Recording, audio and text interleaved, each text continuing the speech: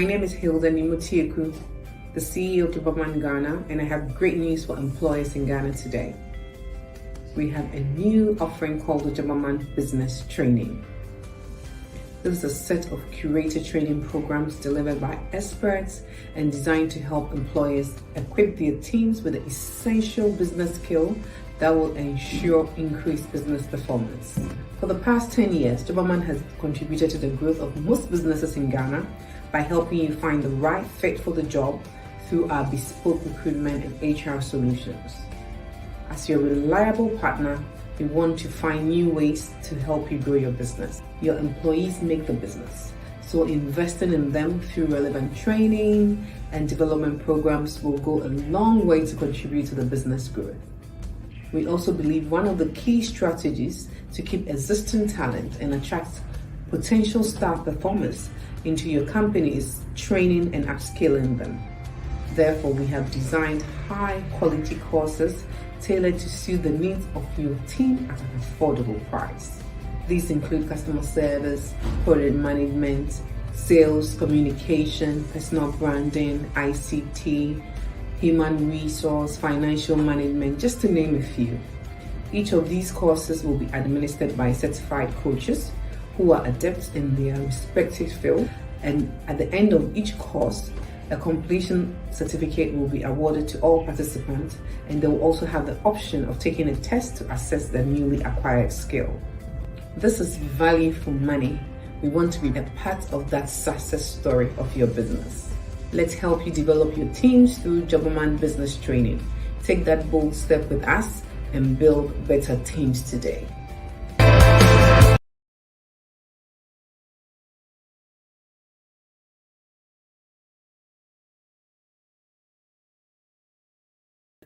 Wow, unfortunately, my microphone was even off as I was speaking. So build better teams with a Jobberman Business Training. Welcome to our very first webinar for this year.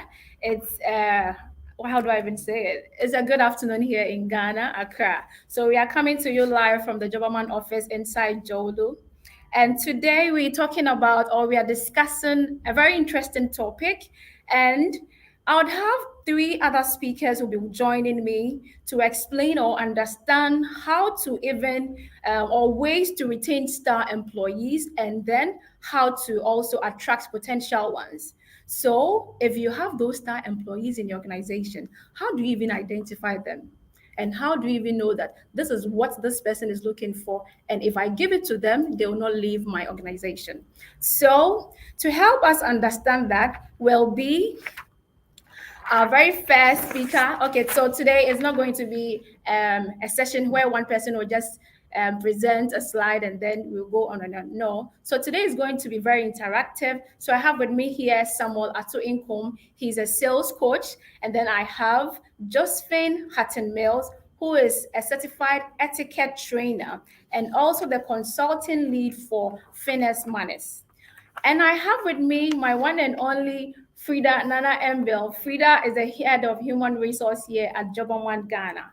So before we go on, I would like to again welcome you, those who have joined us on LinkedIn. Currently, we have over 100 people joining us on LinkedIn. Thank you so much for tuning in. And if you have any questions, any comments, any suggestions about this topic, just send it to us or send it to us on 054 through WhatsApp on 054 290-4650 on WhatsApp. And then if you are live on LinkedIn or on YouTube, you can just drop them in the comment section. You are welcome to our webinar today. Thank you so much. I'll be back with more.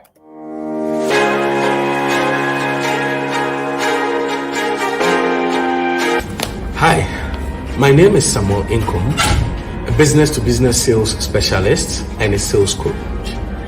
I've been doing business-to-business sales for nearly 20 years now. And you know something, I can tell you for a fact, it is said in business-to-business sales, if your sales team aren't performing, then it could be one of these 3 things. It's either you are targeting the wrong customer, or you are marketing your propositions to the right customer, but with the wrong offering. Or, at the heart of it, could be the function of a lack of training as a result of inadequate skills and capabilities.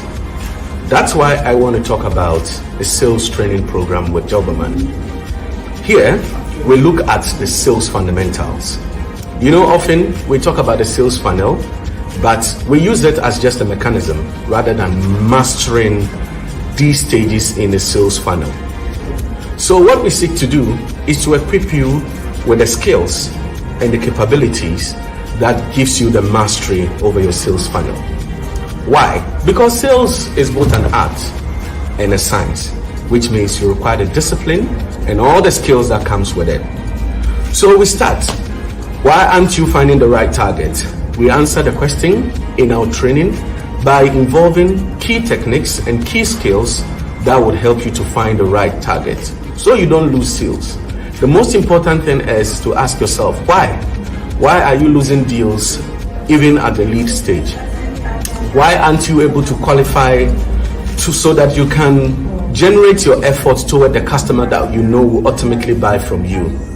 Why aren't you asking the right questions, impact questions, so you can properly assess the needs of this customer? Why is your value proposition so weak that the customer is not responding or taking your calls? Why is it taking so much time to close the usual call? Why are you struggling handling sales objections? Is it because of negotiation skills? Is it because of how you're answering these objections? Let's take a deeper close. And when it comes to closing, what closing techniques do you deploy? Are you looking at the right sales environment, the right sales situation, and applying the right closing techniques? That's why when you join us, we will take you through all of this. We'll look at closing techniques. Closing techniques such as, did you know the Colombo closing technique? Did you know about the assumptive closing technique? Did you know about the backward closing technique? All this and more when you enroll with us for the Jobberman sales training. See you.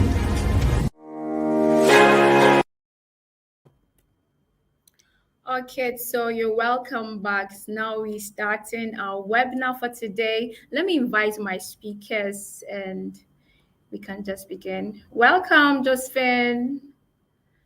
Josephine, if you can hear me, just say hello.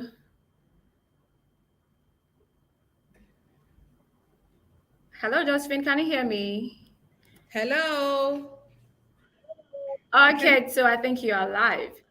So, Mr. Incoom, you're welcome. Samuel Ato Incoom, you're welcome. Yes, definitely happy to be here. It's a pleasure, Genevieve. Thank you for having me. Okay, and then welcome to my HR. Hi, HR. You're welcome. Good afternoon. Okay, so now let's zoom into business. The main question is, how do we retain top talent? Or what's the topic? How do we retain top talent in our organizations? And then how do we also attract potential ones into our organization? So I'll start with Frida. Who is a star employee? When we say a star employee, who is that person? Who is? A star employee. Today we are talking about how to retain star employees. So when we even mention a star employee in an organization, who is that person?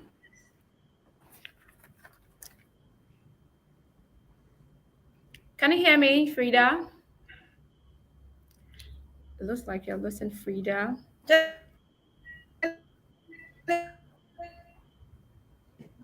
Can you hear me, Frida?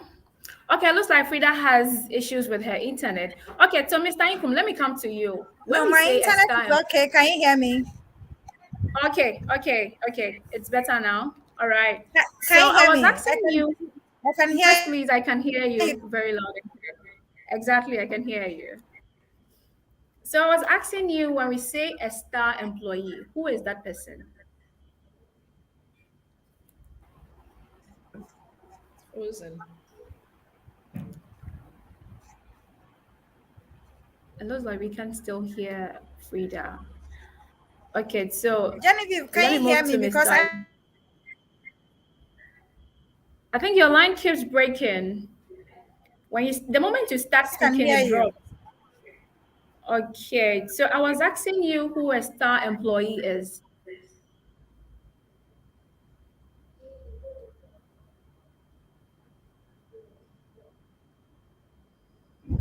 Okay, I think we still have an issue. So, Mr. Samuel Ato Incoom, can you please explain to us who a star employee is?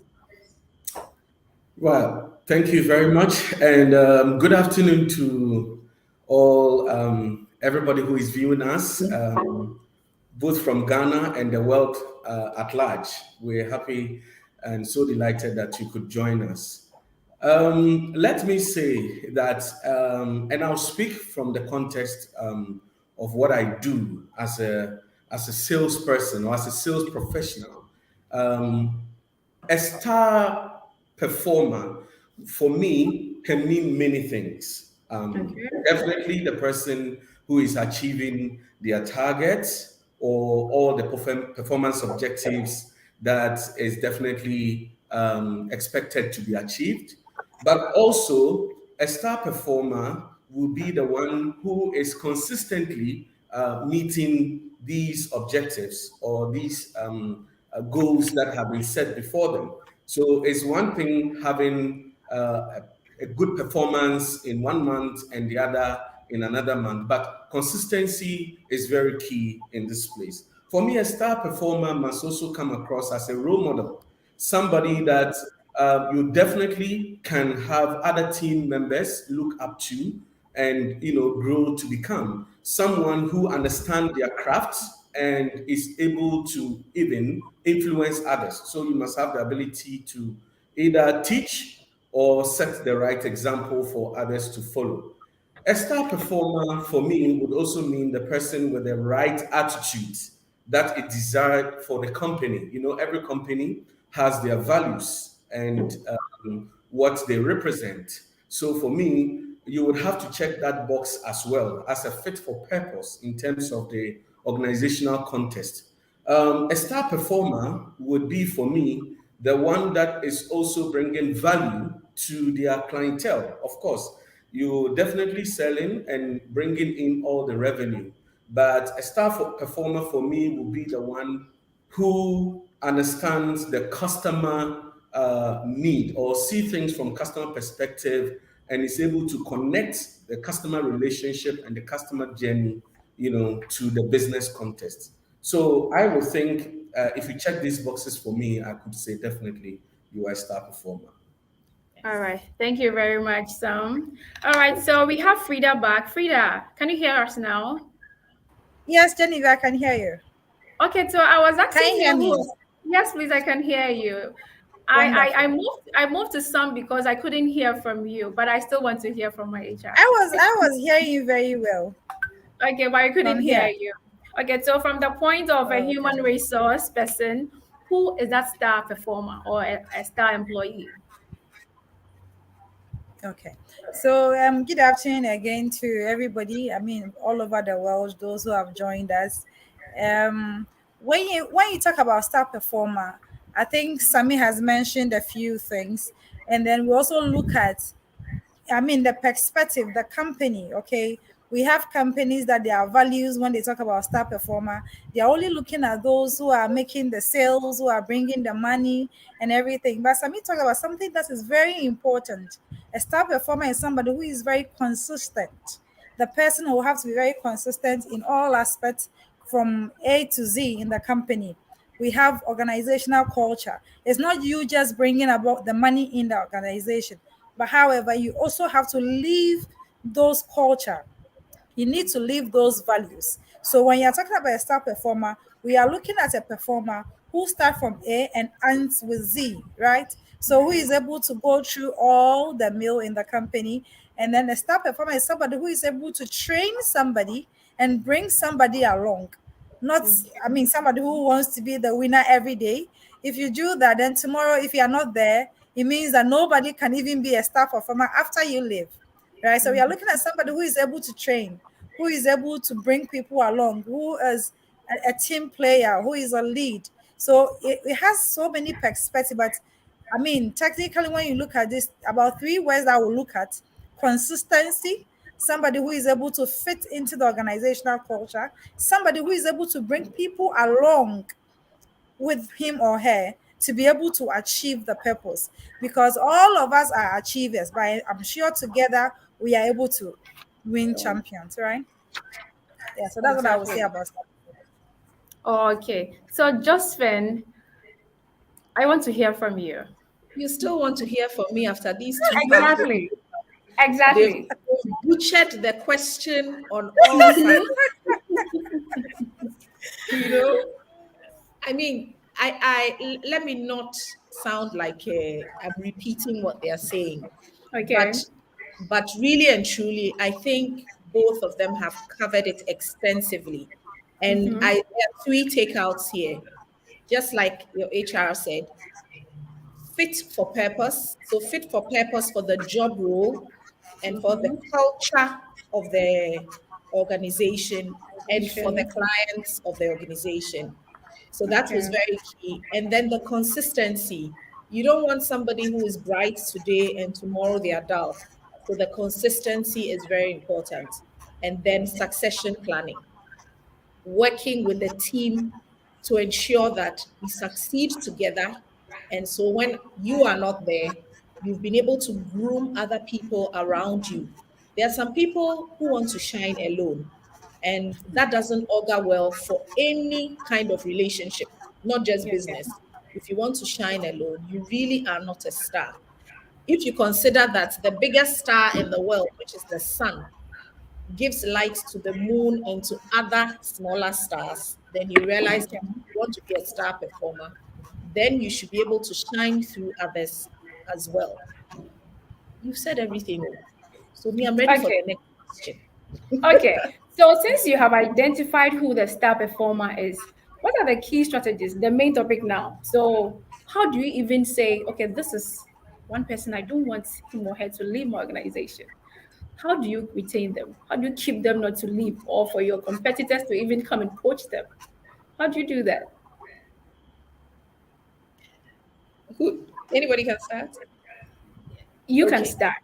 A lot of the times people think that it's all about the money, Mm-hmm. but you can pay somebody a huge amount, a huge package, but they can be poached based on so many other reasons.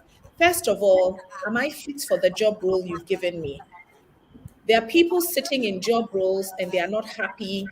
That is not exactly what they want to do. What is the career direction of that individual? Maybe for 1, 2 years, they may fit that job role perfectly well. But has a discussion been held with them to find out what their ultimate career goal is? If that job role does not fit within their career role, they will have job dissatisfaction. You can pay Okay. them whatever, but they'll still be looking out there for that job satisfaction. Okay. Okay. Have they had the opportunity to try out other roles in the organization? It allows people to actually, sometimes somebody may say, oh, I want to be in that job role. They are looking at it from the outsider's perspective. But when Mm. you give them the opportunity to spend even a week in that role, you realize that they start rethinking that role. So that job rotation, that opportunity to try out other things, it makes people appreciate their current job role, one, and then it gives them a better perspective of roles they may have their eye on as to whether they actually fit into that role or not. So if you are constantly reviewing as an HR person or as their direct line manager or head, it gives them the opportunity to know whether that is exactly what they want to do. Of course, we always know about our reward systems. If people feel they are rewarded for whatever they do, sometimes the reward is just their name on a poster. It's not necessarily money, but the acknowledgement that what I am doing has been seen and is appreciated. A very simple thank you. It doesn't have to be an award program, but we are human beings. A simple thank you, it brings some satisfaction. They feel like I'm being recognized for what I'm doing. But a lot of the times we hammer more on when people make mistakes and forget to highlight when they are doing very well. I think that is one way to keep a star performance, a star performer. I had a few notes here. Okay, so all right, you go Somebody ahead. else. Yeah. Yes, so I wanted Mr. Incoom to also touch on it. To also- What Yes. other key strategies do you think employers can adopt to retain star employees in the organization? Well, first and foremost, I would want to start from the beginning. I Okay. mean, star performers are not, don't fall from the sky. I believe they are made. You want your team, anybody can be a star performer. So, what you need to do as a manager is to create that sort of environment that enables them. So, I would categorize the whole thing into four. Okay. I would look at first the enablement. Right from the start, how an employee is onboarded, even in the organization, plays a key role. So a solid onboarding training, other than what we have come to popularly call just orientation, and orientation is just some ceremony that takes place at the start. But giving a holistic and end-to-end picture and context in terms of an understanding of the business values, the overall direction of the business, and even sometimes helping to provide some of the soft skills that are really needed for the person, to function. I'll give you, for example, as a sales manager, I've always had a policy of giving things like finance for salespeople as part of the onboarding training they have, because they need to understand how we make business, how we make money as an organization. How we make money is so important, and we teach them everything about invoicing, everything about even receipts and all that. It is at the onboarding stage. So having a curricula that enables new employees to be ready to hit the ground running is very crucial. Once you are done with onboarding, the other thing is, in most terms, every department has customer service, right? But I have so moved from customer service to customer success. And the same mindset is what I have in the organization. How can I help you to succeed? So rather than to wait for the end of 3 months or say 6 months to have a probation, I would rather have the same probational review month on month, just to identify where the performance issues are in terms of support required, and then also achievements that can be celebrated as a form of encouragement and all of this. This is very key. Most managers will leave it, and the employees struggle to find their feet. By the end of 3 months, if the employee doesn't feel like he's succeeding, no matter how good it is, and you've gone through a very elaborate recruitment process, so you are sure that this is the best employee that you are bringing on board. So with that mindset, every employee is a top performer, and we have to have that vibe going, which is the second thing for me. The vibe that you create. Do they feel like they have opportunity to make inputs as their voices Which means being they heard? should they should Do they should develop. you give them space? Do they feel respected? Often, I tell people that look, employees don't just leave the company; they leave their bosses too. I know a lot of employees who have moved on simply because they couldn't just cope with it again with either their boss or the surrounding. Of course, there is the unique personal circumstances that may also be a factor. But often you find out that people leave just because they can't take it any longer with their bosses. So the vibe you create, the culture in the workplace, do they feel like this is an opportunity to excel?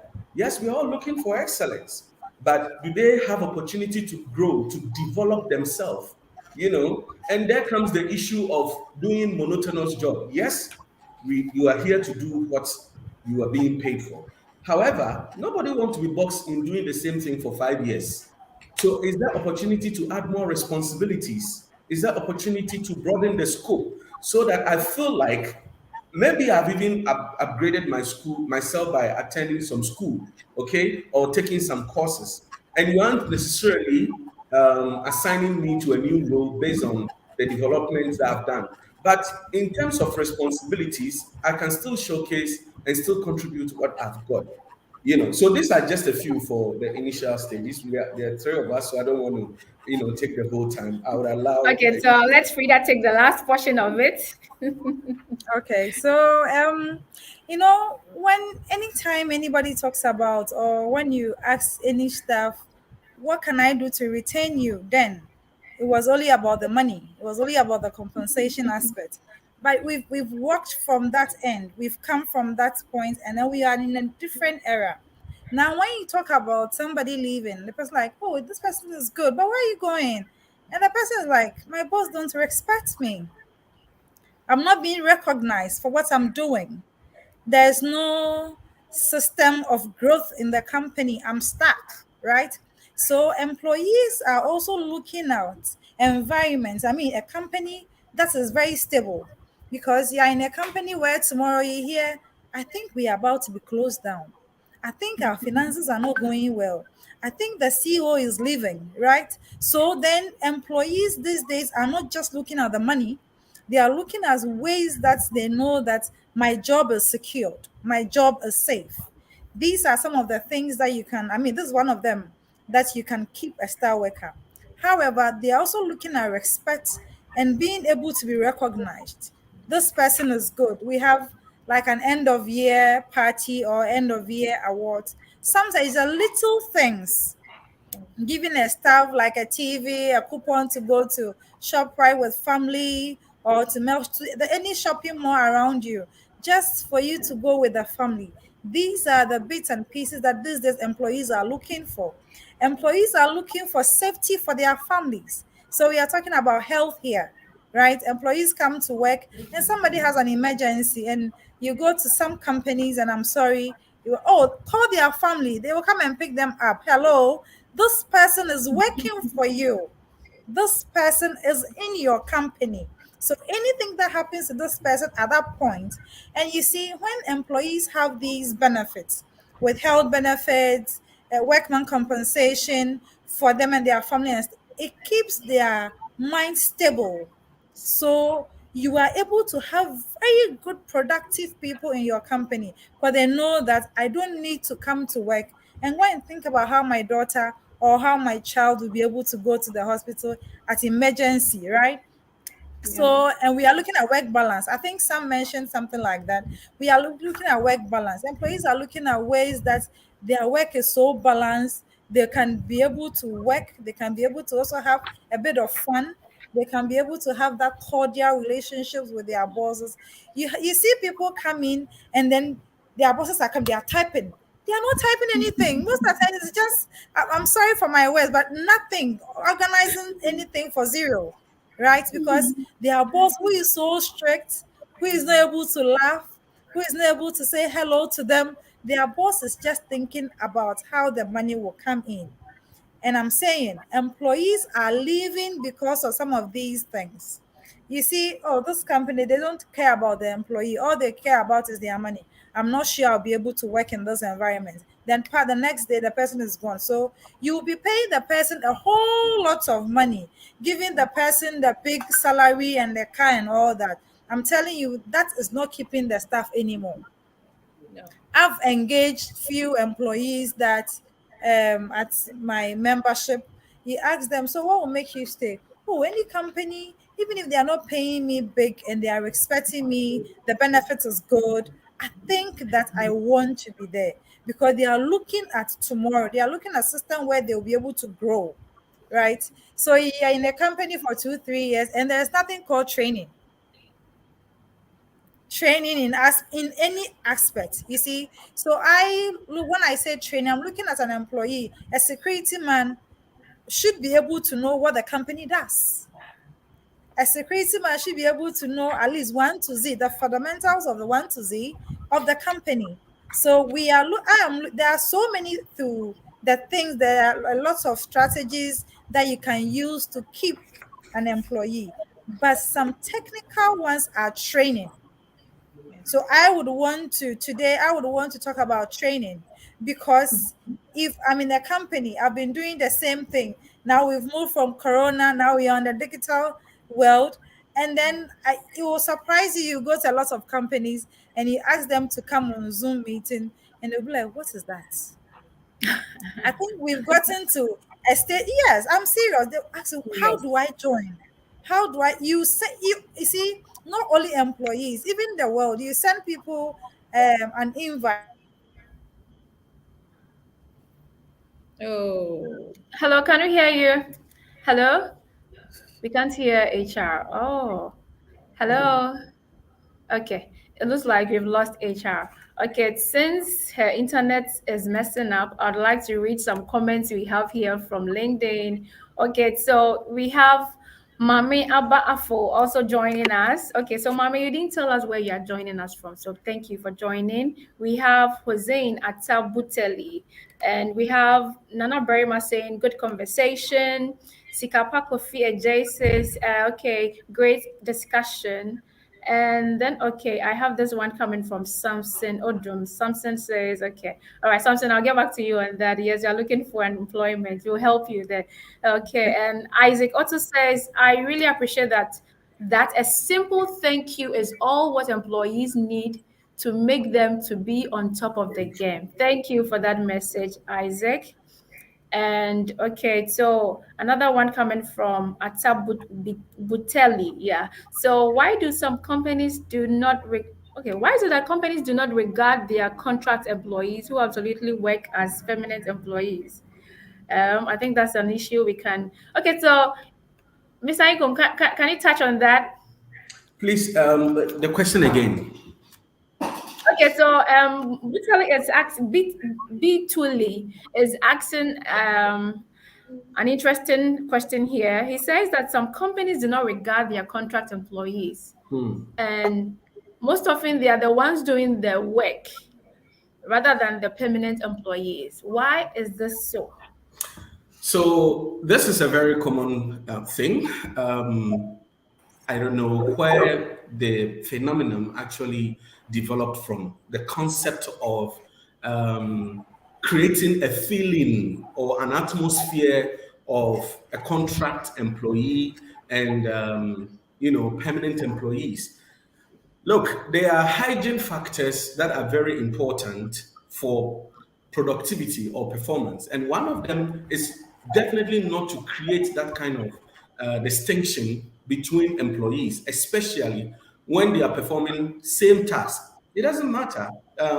For example, most of our financial institutions in Ghana, I'm referring to the banks, would have contract staff and full-time employees essentially doing the same thing, job description same, output same, and all that. Yet, when it comes to reward, they make it so glaring that full timers are entitled to this, and contract are entitled to this. But what really surprises me is that one's remuneration, one's compensation is always supposed to be deemed as private and confidential. So if we keep on announcing this and putting it in domain, of course, it is demotivating, And sometimes I've seen factories where contract people have even where they go for lunch. You see, a common thing like lunch, but it is during lunchtime that great conversations even go on. You see, where people bond, where people socialize. So building such walls does not necessarily, augur well in the long run for the organization. And I advocate that we tear down the Great Berlin Wall, so to speak. There's Okay, no, thank you. no point. let me comment on the contract staff. Okay. It's from my etiquette background, the basis of etiquette is how we make people feel. Yeah. And we are trying to bring that shift, that etiquette is not just about fork and knife, but it's about people understanding that when you make somebody feel good, they give off a better version of themselves. And it's very interesting that most of our frontline workers, whatever industry it is, are contract staff. Yes, the agreement with which you have with a member of staff should not affect how you make them feel. So if you are not offering them health care, of course, most of the time, going as employers, we offer contracts. It's more a financial thing. It's cheaper to do because they are probably not on your health service, they are not on your SNIT and all of those things. But then if you are not giving them training, you're expecting them to be the front of your business, to be the voice of your customer care, your customer experience. How do they feel, first of all? How have you made them feel? You cannot give what you don't have. So if they do not feel a part of the business, the whole thing is somebody has to have that sense of belonging. If I don't belong to a group, I cannot speak for the group. It's the same thing. So if you go to the social in the hotels now, we've tried to do some trainings, and I found that most of the hotels now are waiters and so are all contract staff. Now, how do you expect them to give you top-notch service? If I go there and I don't get top-notch service, I will not say, oh, that contract staff in the banking hall. Yeah. I won't say that contract staff here. I'll say so and so bank didn't treat me well. I'll say I didn't get the best service at this place. And so it is a very sad situation. And like Samuel said, I really don't know whose brilliant idea it is to bring such separation and distinction, because it doesn't help anybody. It doesn't help anybody. Thank you very much, Josephine. So I have another one. I think we have a lot of questions coming in. I promised 45 minutes, but I think maybe we'll have to add extra 15 minutes to it for our audience.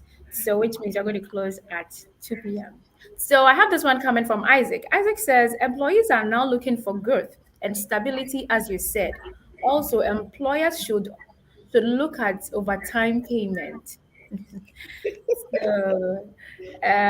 Constance Volano says appreciation, recognition, training. Okay, so Constance is also rooting for trainings. And okay, Hans also Akropa, thank you for joining us. Okay, you're joining us all the way from Accra Technical University. Thank you. Osborne says, I really appreciate you and need a job. Osborne, we can help you do that. So I'm looking, okay, you're also looking for a job. Hello, everyone. Okay, I just joined. Thank you, Juliet, for joining. Okay, Isaac, I just read your comments. So, okay, so I have this one also coming from Frederick Akufo. Frederick says, please, how do you also retain employees who are driven by external motivation? And he mentioned salaries. Do you have to increase their salaries anytime they ask? I'll take that question. All right. When it comes to pay for employers, definitely it is recommended that you constantly do salary surveys, benefits survey to know the market's rates. It is good to know the minimum on the market, to know the average on the market, and to know the maximum on the market. This is in relation to the job category. For each of the job category, you need to know this. It is not a function of giving everybody more, but if the strategy is definitely that of a retention for star performers, then we are talking about ring fencing. So ring fencing means that, and it makes sense to pay star performers because they are getting the results, they check all the boxes for you, a little bit above the market rates, so that they are not susceptible to poaching, a popular term, in the industry today, But the reason I don't necessarily go for more money all the time is because, yes, I know definitely if I make it to the United States, there I will get more money. But I choose to stay in Ghana because beyond the money bit, there are other factors I'm considering.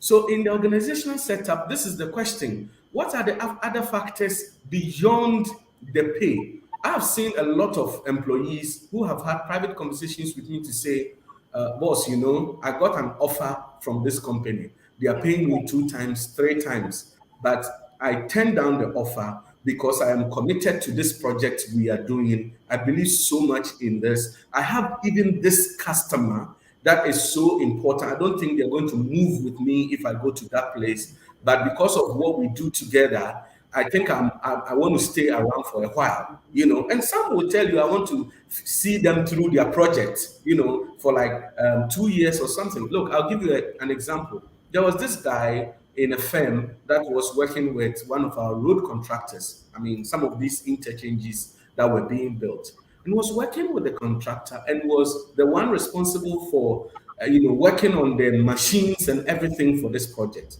The guy told me, "This is Ghana. This is my country. I'm happy to be part of this construction project in our nation.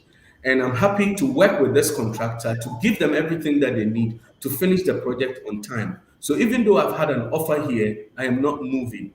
So at any point in time, we are going to be intrinsic and extrinsic motivational factors. We cannot dwell so much only on the extrinsic factors. We need to look at the intrinsic factors. And one of them is definitely how we show the overall developmental plan of the person. So I'll end with this response to this. Yes, training. But sometimes even when it comes to training, the meaning of training is elusive to all of us. Training is something specific relating to what you do, your function, the job. So it can be a training regarding an application or a tool or something.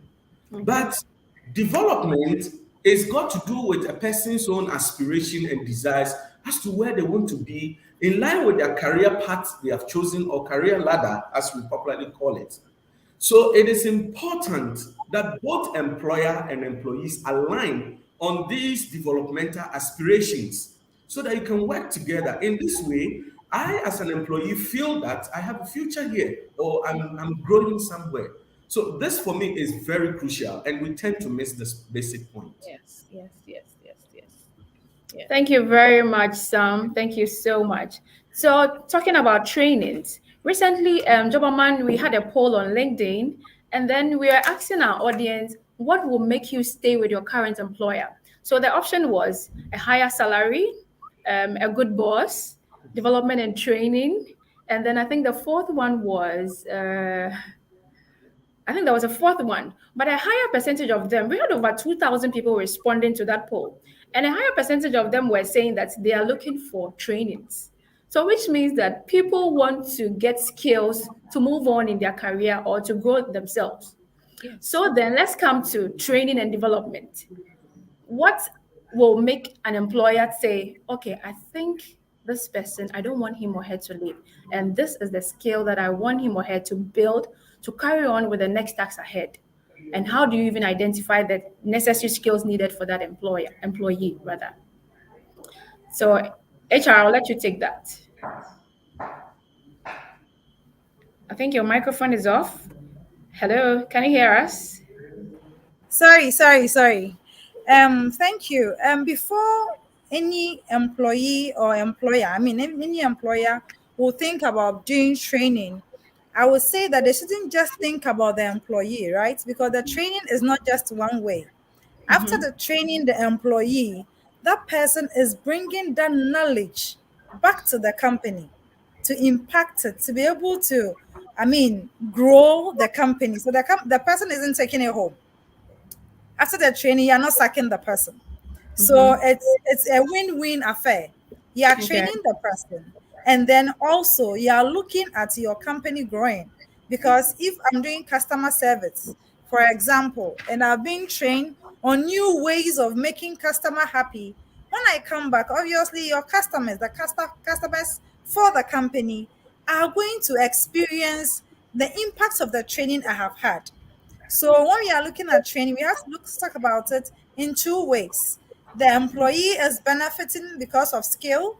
The employer is also going to benefit more because that training is really going to benefit the employer. So employers shouldn't just look at spending, because when you talk about training, employers are talking about, oh, we just finished our budgets, we don't have training budgets and all that. Look, the training is for the company, but it's also a benefit to the staff as well.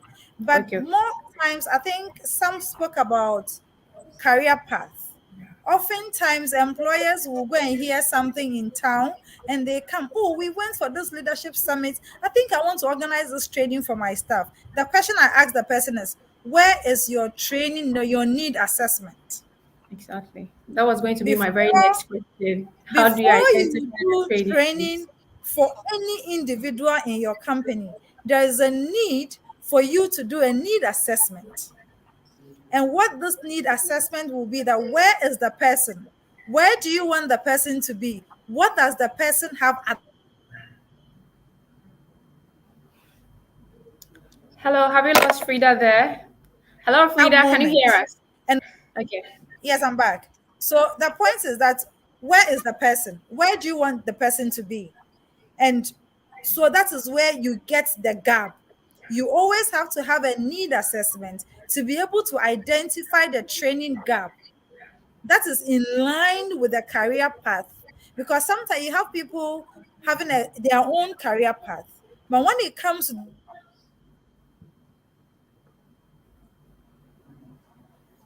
Hello, Frida, can you hear us? Hello, Frida, are you there? sorry, I think so. Sometimes you hear somebody say, oh, I want to be an HR someday. And the person is like, oh, Pastor, why are you doing sales now?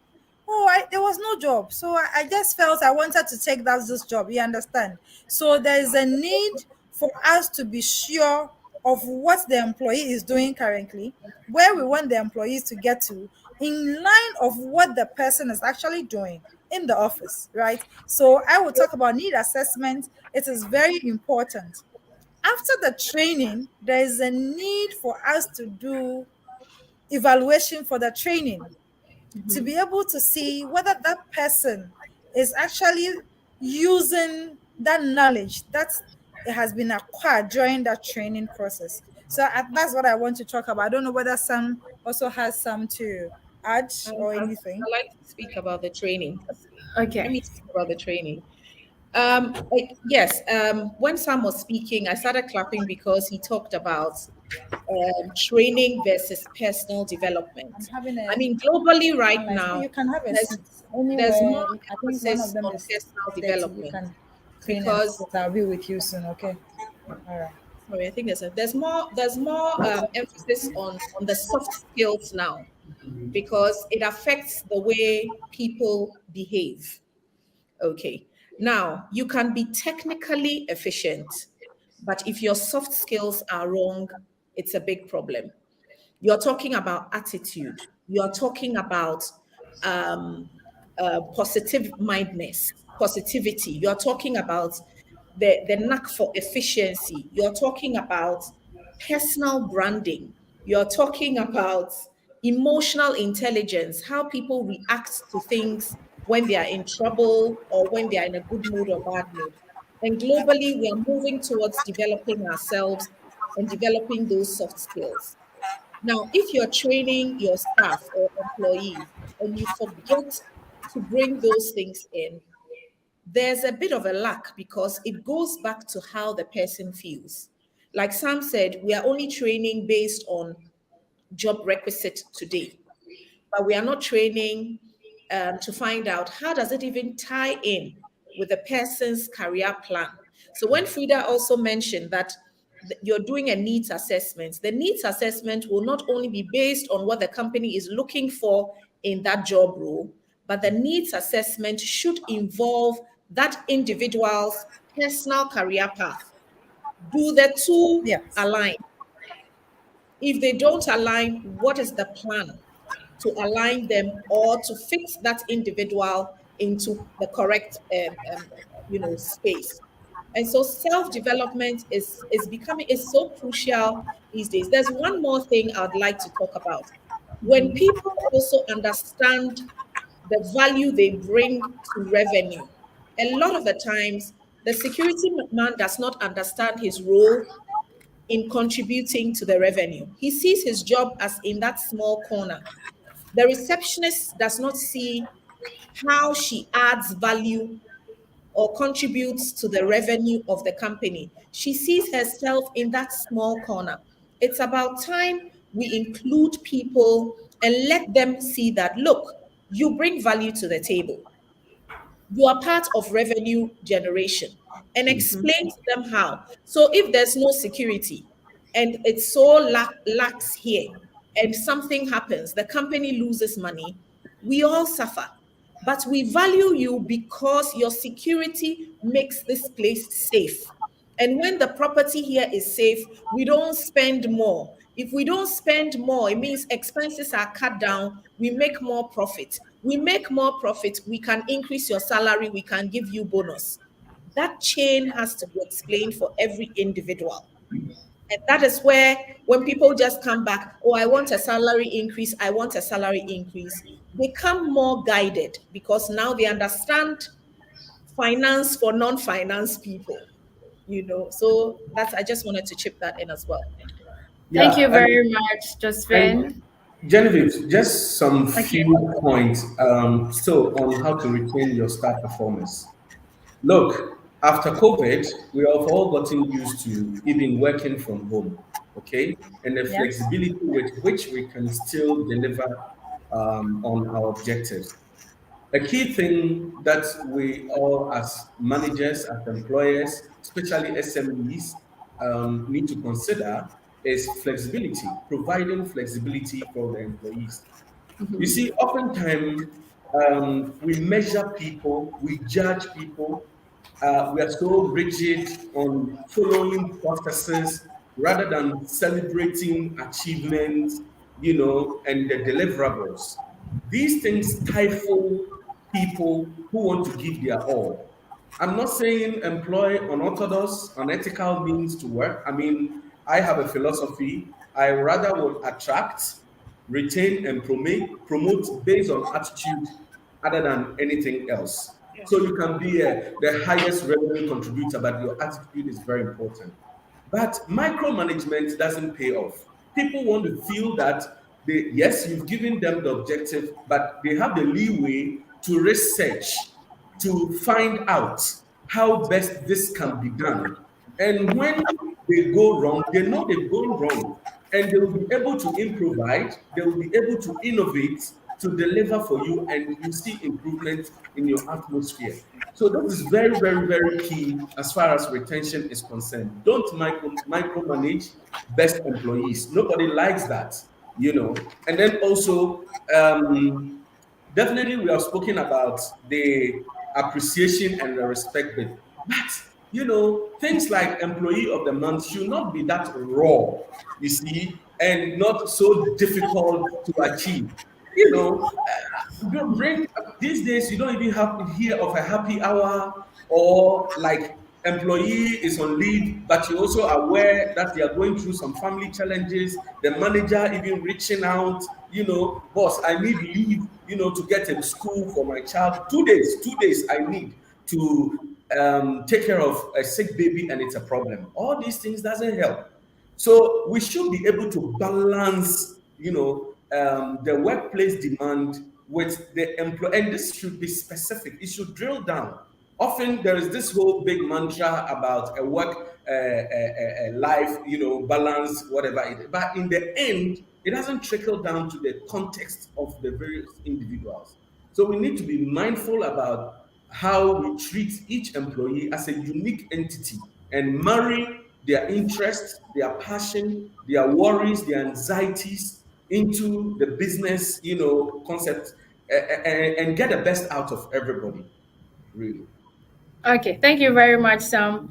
Okay, so we have a lot of questions and a lot of comments over here. So I have this one coming from Isaac Otu. Isaac says, okay, let me just summarize his comments. There's a lot. So he's trying to say that he needed to do training, and then I think he proposed to his employer, but it looked like the okay, so to be replaced. Okay.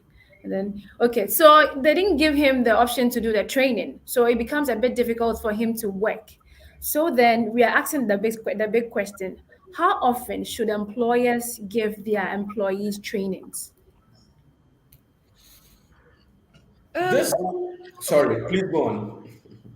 I don't think there's any hard and fast rule and say that every quarter, every week, every month, annually. Remember, a needs assessment has been done. Yeah. And once the needs assessment has been done, that is the basis for which you draw out a training plan, or let me use the better word, a development plan. Okay. Okay, because the development plan encompasses technical Yes. and soft. Definitely. So once you've done the needs assessment, there's a development plan. Now, I'd like to say that employees must also not leave self-development to their employer. Exactly. Before you become a star employer, it means that you are also self-driven. You are not only waiting for your employer to fix Absolutely. you in a one training program or the other. These days, there's no excuse for ignorance. The internet is there. There's a wealth of knowledge. There are free courses. There's Udemy. There's so many inexpensive programs. You There's can find. Jobberman business training. There's Jobberman business training. Yes. There's no excuse not to develop yourself. You can even find a mentor. A lot of people think that when you find a mentor, it means it's somebody you have to see physically and be going to meet them. A lot of big people don't have time. There are many mentors that I have, they don't even know that I'm their mentee.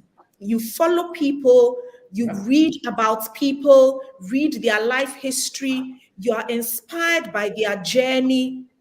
We are following all sorts of things on social media that are not helping us. On Instagram, Facebook, websites, there's a plethora of so many people you can learn from. So that should become part of your development plan. So I don't think that we can sit here and fix it, cast it in stone and say that it should be quarterly. It should be as often as possible. But the onus lies on the employee as well. Let's not burden only the employer here. Self-development is between, you have to do it both ways, employer and employee. Yeah. Thank you very much, Josephine. add to Okay, that, Sam, you have something to say? You can yes. add. I would also entreat employers to constantly do a job review or a job profile.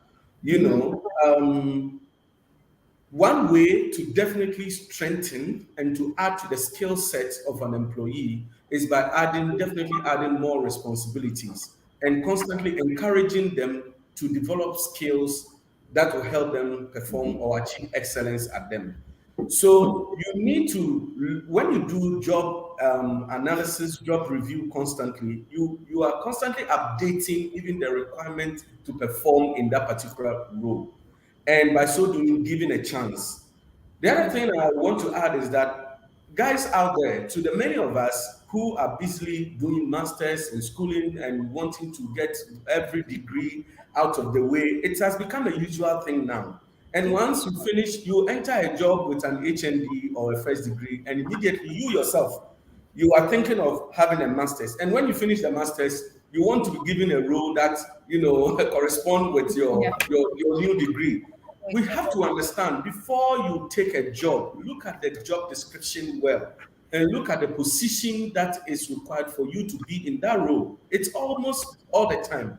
And employers also sometimes drop the ball, and the candidate has shown that he has other qualifications.